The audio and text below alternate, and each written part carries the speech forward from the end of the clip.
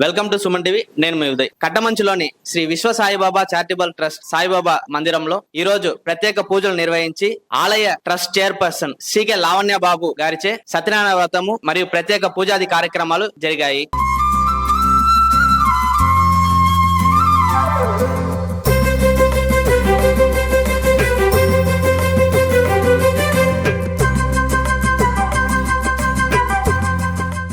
అందరికీ నమస్కారం అండి.